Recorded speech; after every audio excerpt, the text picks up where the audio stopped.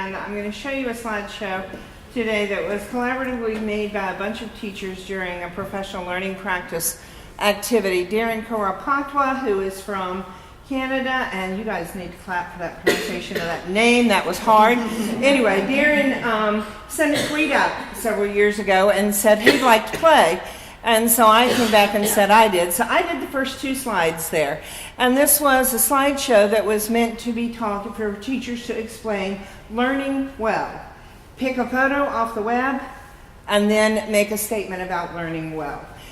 So this is a bunch of teachers' different interpretations of what learning well means. It's not advancing, I don't think. Yes. Okay. But I think it points to, the interesting thing to me was that Darren said that this was his second year doing a PLP group, and what he had done the first year was teaching well. And he watched all these teachers come up with something about teaching well and decided that it really should be learning instead of teaching. So, and I think that's a really important point that Becky points out all the time. We need to move our conversations from teaching to learning. We need to stop thinking about what we're doing and think about what the kids are doing and be more mindful and be more directive in some ways with that.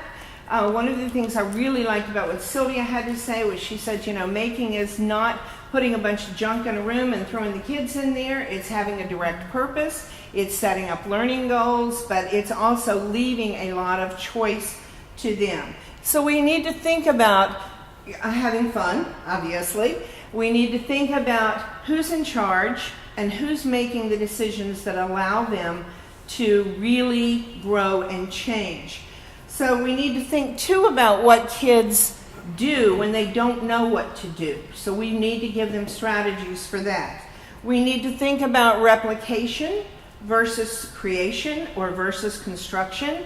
You know, are we asking kids to replicate things more? Or are we asking them to actually construct and to create things? We need to develop their curiosity. So we need to give them that student ownership and take away some of the control that we have. In our classrooms, we need to think about our permissions that we give. Do kids have to ask us to go to the bathroom? That's one of the things that just drives me nuts. You know, do you have to ask anybody to go to the bathroom? Yeah, you might have to get somebody to cover your class, but you don't have to ask to go to the bathroom. You just go when you need to go. So why should kids have to, Miss White, can I go to the bathroom? You know, or our 4th grade teachers, teach them the sign for T in sign language, so the kid just sits in the group and does this little number and the teacher nods her head. Get real. You know, the kid gets up, gets a sign and lets the teacher know where they are or whatever. But anyway, you know, it's about permissioning. It's about what kinds of things do we do in our classroom that say we're in control. Where are the scissors? Where are the pencils?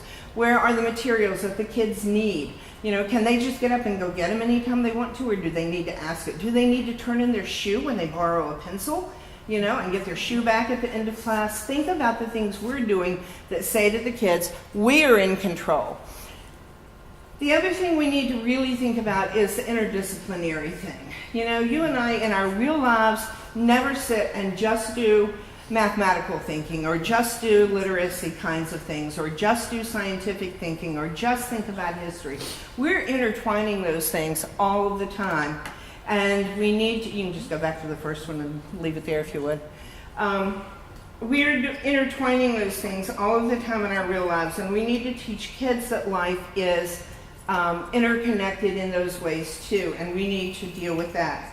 I want to leave you today thinking about learning, but I also want you to think about what is the goal of education.